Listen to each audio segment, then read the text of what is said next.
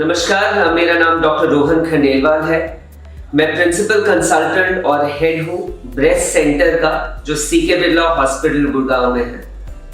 ये जो breast centre है, ये स्तन के कैंसरस और नॉन कैंसरस कंडीशंस में डील करते हैं हम लोग, और मैं उसका एक्सपर्ट हूँ। मैंने इसकी training university of Maryland America से की है, और यूके में रॉयल कॉलेज ऑफ सर्जन्स की भी डिग्री है मेरे पास। मैंने अपनी ग्रेजुएशन और पोस्ट ग्रेजुएशन सफदरजंग अस्पताल से की है, और पिछले 10 साल से मैं सिर्फ ब्रेस्ट कैंसर सर्जरी का प्रैक्टिस कर रहा हूँ।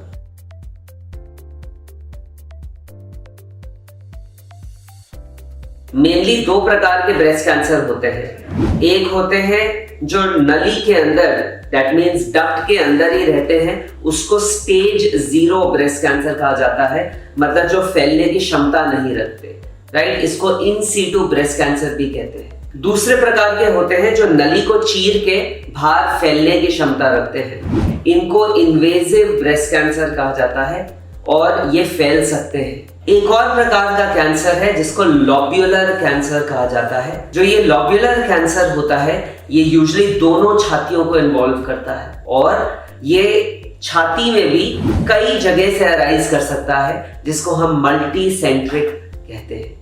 तो मेनली ये 2 प्रकार के ब्रेस्ट कैंसर हम मरीजों में देखते हैं।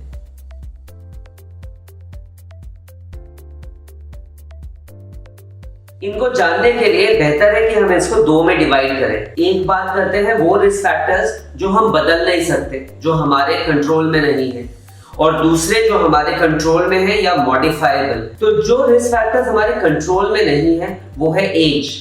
जैसे जैसे उम्र बढ़ती रहती है, छाती के कैंसर होने की क्षमता भी बढ़ती रहती है। इसके साथ साथ अगर पीरियड्स जल्दी चालू होते हैं एक औरत के अंदर, मतलब 11 या 12 साल की उम्र से पहले चालू हो रहे हैं, तो उससे भी ब्रेस्ट कैंसर होने का रेट बढ़ जाता है। अगर पीरियड्स 50 साल की उम्र के बाद बंद होते हैं, वो भी एक रिस्क फैक्टर है। एक और रिस्क फैक्टर जो हम बदल नहीं सकते वो है फैमिली हिस्ट्री। अगर हमारे खानदान में किसी को ब्रेस्ट या ओवरी का कैंसर हुआ है, तो आगे की जनरेशन के अंदर भी ये कैंसर होने की क्षमता बढ़ जाती है। तो ये वो सारे रिस्क फैक्टर्स हैं जो हमारे कंट्रोल में नहीं है, पर कुछ रिस्क फैक्टर्स ऐसे हैं जो हमारे कंट्रोल में रहते हैं, जैसे हमारा वेट या मोटापा। अगर मरीज मोटा होता है तो छाती का कैंसर होने की क्षमता ज्यादा होती है। सिमिलरली अगर स्मोक करते हैं या अल्कोहल ड्रिंक करते हैं, तो उससे भी छाती का कैंसर ही नहीं, 6 या 7 और कैंसर होने की भी क्षमता बढ़ जाती है। इसके साथ साथ वो लेडीज जिनके बच्चे नहीं होते या जिनने ब्रेस्ट फीडिंग प्रॉपर्ली नहीं की है, उनके भी कैंसर होने की क्षमता बढ़ी हुई होती है। तो ये रिस्क फैक्टर्स हैं जो एक औरत को जानना जरूरी है रिगार्डिंग ब्रेस्ट कैंसर।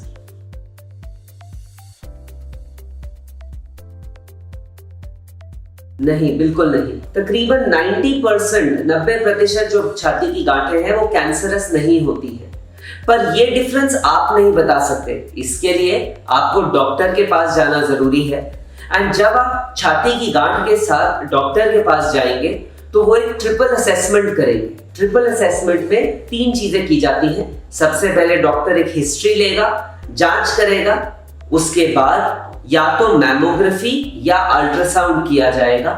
एंड अगर मैमोग्राफी और अल्ट्रासाउंड पे वो गांठ में शक आता है कैंसर का, तो एक सुई की जांच, एक बायोप्सी की जाएगी, जिससे हमें यह निश्चित होगा कि वो गांठ कैंसरस है या नॉन कैंसरस है। जैसा मैंने कहा, 90% गांठें नॉन कैंसरस होती हैं, और छाती की सबसे कॉमन गांठ को कहते हैं फाइब्रो एडेनोमा। ये जो फाइब्रो एडेनोमा है, ये 15 से 30 साल की औरतों के बीच में होता है, और ये गांठ छाती के अंदर मूव करती रहती है, हिलती रहती है, और ये नॉन कैंसरस गांठ होती है। अगेन, अगर आपको छाती की गांठ है तो बेहतर है कि आप डॉक्टर के पास जाएं, जो आपको एग्जामिन करके ये बताएंगे कि उसमें कैंसर का शक है या नहीं।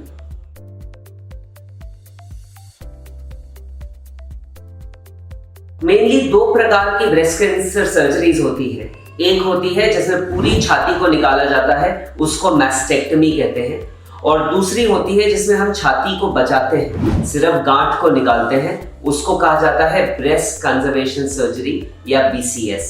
नाउ ये जो 2 सर्जरीज हैं, इनमें से जो कोई सी भी सर्जरी करें, जो ओवरऑल सर्वाइवल है ब्रेस्ट कैंसर का वो सेम रहता है।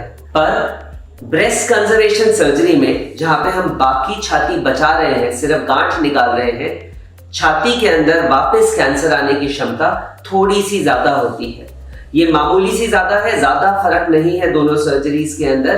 तो आपको अपने डॉक्टर से बात करनी चाहिए कि आपके कैंसर के लिए किस प्रकार की सर्जरी ज्यादा बेहतर रहेगी। दोनों सर्जरीज के अंदर हम रिकंस्ट्रक्शन भी कर सकते हैं, वापस उसको ऑगमेंट, जो हमने टिश्यू निकाला है को फिर से बनाया भी जा सकता है।